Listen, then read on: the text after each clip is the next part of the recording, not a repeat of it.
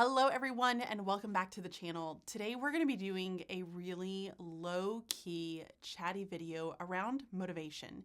Now, if you are brand new to this channel, then you may not know that I host a podcast with Pocketful of Primary, which is Michelle Emerson, and it's called Teaching to the Top.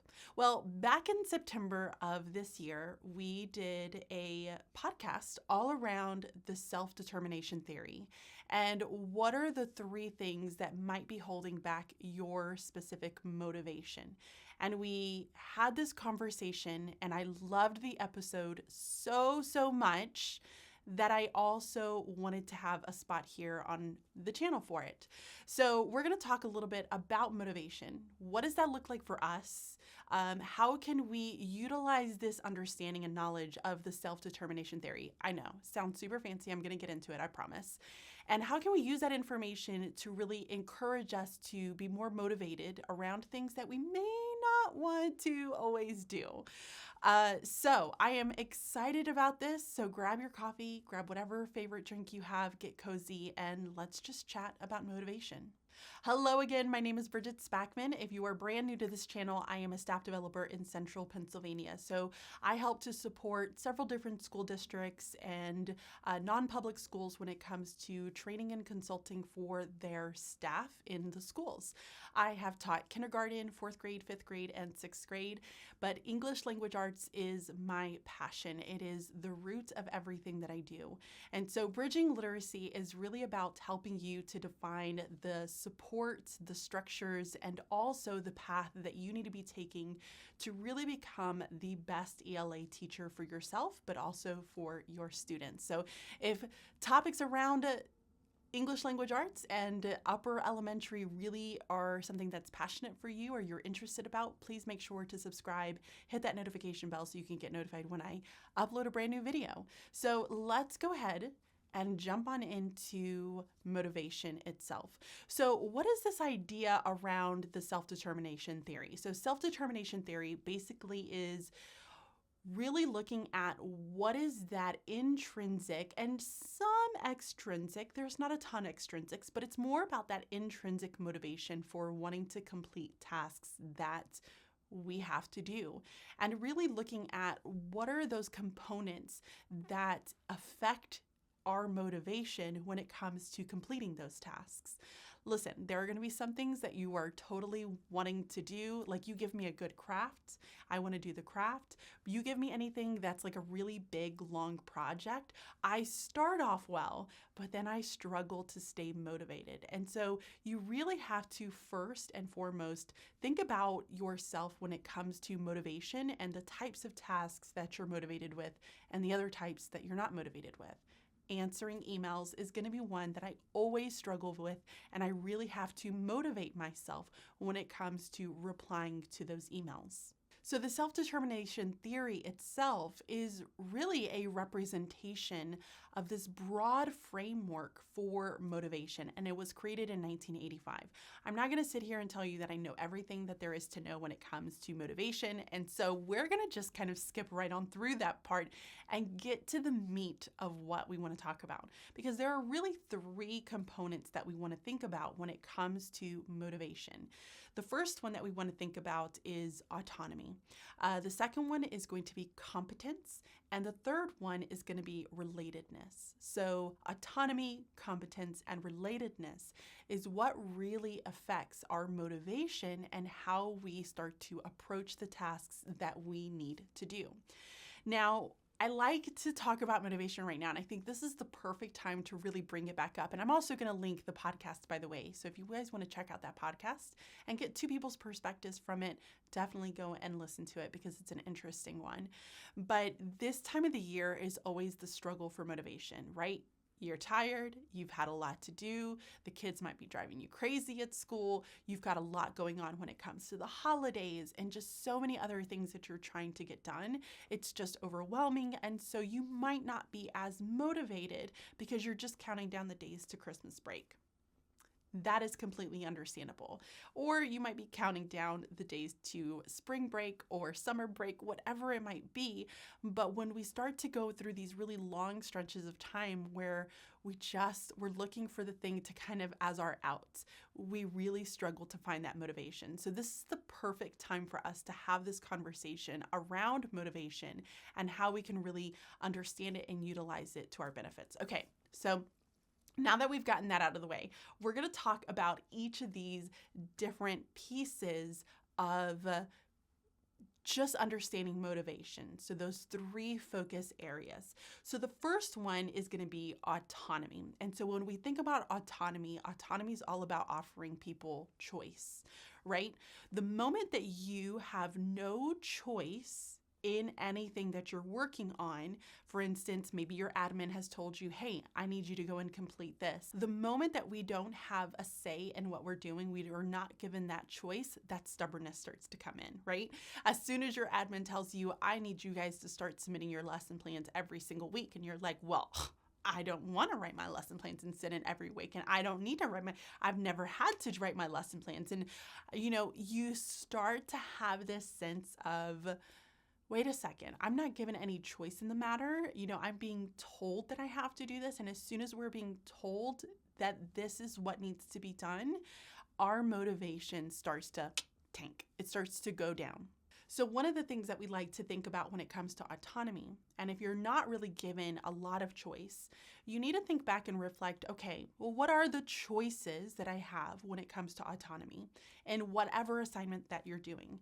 Is it that you have choice in when it's going to get done? Do you have choice in the designs that it's getting done in? Do you have choice in the amount of time that you're being given to complete it?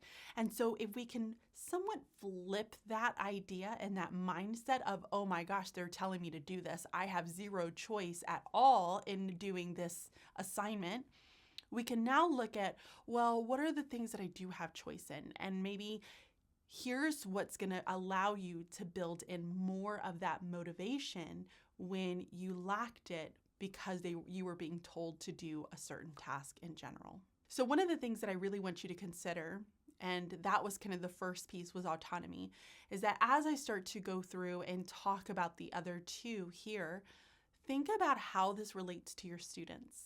So motivation isn't just for us as adults. Motivation also goes for our kids as well. So not only are you looking at motivation for you, but if you can think and be proactive about these 3 components, so the autonomy, the competence, and then also the relatedness of the assignments that you're asking from your students, maybe that's going to increase the motivation of your students inside of the classroom. So it's a really interesting perspective, and it's one that I want you to keep in mind, especially as we start to go into the second area of motivation. So in this one, we're talking all about competency, and competency is really just having that understanding and just being able to do the task that you are supposed to do. When something is really hard, your motivation is gonna what? Decrease. When you don't necessarily know when and where to start, your motivation is going to decrease. And so if we have a very clear understanding of competency and the role that it plays when it comes to motivation, we can be proactive, especially with ourselves or with our students, when it comes to whatever task that you're about to do. So let me give you an example. This one's going to be more of a home example, and then I'll give you a school one as well. So a home example would be that about 2 years ago, we decided to start ripping out the carpet from my office, which is what I'm currently in, and then also some of the other areas upstairs. And so we started to rip out the carpet. And it was a little nerve-wracking. The motivation wasn't quite there in the beginning because it was like, oh my goodness, where do we start? Where do we go? Like, how do we do this? And so the moment that we just started watching some of those videos online and we started looking certain things up, we were building some of that competency. It increased our motivation and it made us really excited about the possibilities for what our house could potentially look at. A school example would be, let's say that you're starting something brand new, okay? Your school district is implementing a brand new curriculum. Maybe it's Hegarty, maybe it's a brand new core program that you're gonna be implementing into your classroom, but you don't really have a ton of understanding with it, right? One thing that your school might do is to build that competency is that they might provide you with a full day professional development training so that you have an understanding of, oh, here's what the books look like, here are the resources, the materials, here's what all this jargon says, all these things. And that's going to make you feel a little bit more comfortable, motivated to implement that into your classroom. So I recently had something like this where I was diving into a session that I was presenting on advanced phonics. Now, there were some pieces that I felt really strong about, but the moment that we started to go into etymology, morphology, those are not my strongest pieces. I've never been super strong with it. So the more time that I allowed for myself to really dig deep into understanding etymology and morphology and the why behind it, it's building up my competency to creating a slide deck that I need to create and then to present that slide deck to a group of teachers later on in the month. So we have to think about ways of building competency. So if you have a task or a project that you're about to work on, think about, okay, what is it that I don't feel really knowledgeable about? What are the areas that I think I need to grow in? And set aside time where you can really start to dig deep into understanding that specific task.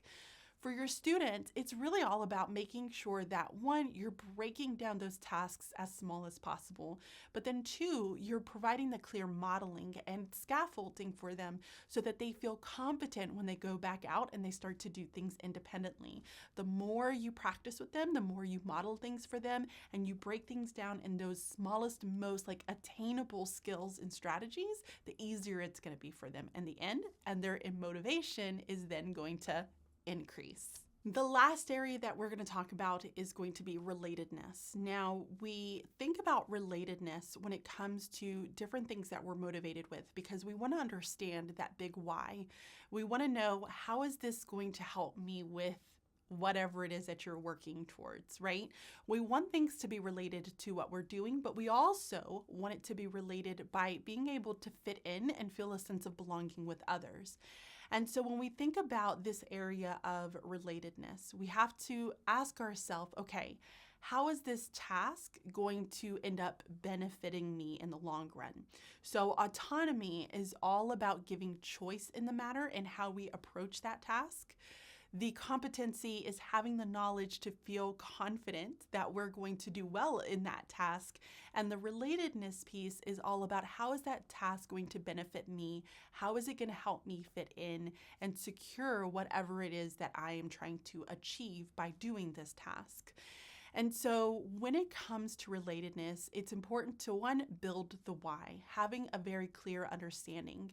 And so for you, really, it's all about making sure that your principal, your administrators are articulating the purpose and the reasons behind it. And even if they don't, you can, in a very professional way, be able to say, well, how is this supposed to help me? What is the purpose here? Can you help me explain how it connects to this? And having that conversation and building that understanding and that why is going to increase that motivation for you to want to do that specific task. Just the same with your students.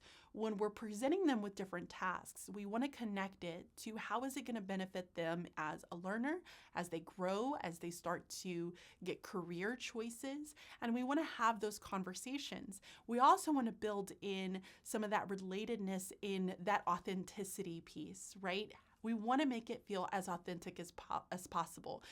Problem-based learning is a really great example of this. It's very relatable because it's to outside, applicable to their interest and the things that they do in an everyday life.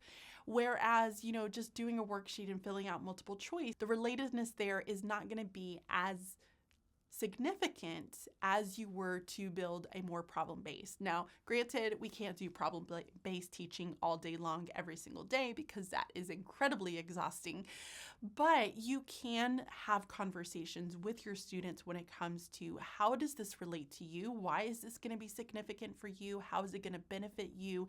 And building that in and setting that purpose, even by using learning targets and an overarching kind of form, is really going to benefit them. And it's going to increase their motivation to want to do that specific task. So now we've just skimmed the surface. There is so much more when it comes to the self-determination theory and understanding our motivation and where does it come from. Yes, we like extrinsic motivation. That is good, but we also need to think about our intrinsic motivations, because if those intrinsic motivations like overshadow that extrinsic motivation, it's not, you can give me anything and it may not motivate me as much as if I had some of that intrinsic piece. So it's a really interesting concept. It's one that fascinated me when we started to have those conversations during the podcast for Teaching to the Top. And it's one that I'm continuing to explore because there's so much value in helping me as an individual be in a professional grow, but also in helping my students be able to grow and get the most out of their learning experience that they have inside of the classroom. So hopefully this is giving you a really good kind of general understanding of motivation. I'm very curious, what questions do you guys have? What are some of the things that maybe a connection that you're making to your classroom or to a student? Put those down into the comments and I will be reading through those. But thank you so much for joining me in this little video. I'm so happy to have this video housed here. I look forward to coming back and watching this again and again, and I hope that you do too. So thank you so much, guys. Make sure that you subscribe, hit that notification bell, and I will catch you all next time. Bye.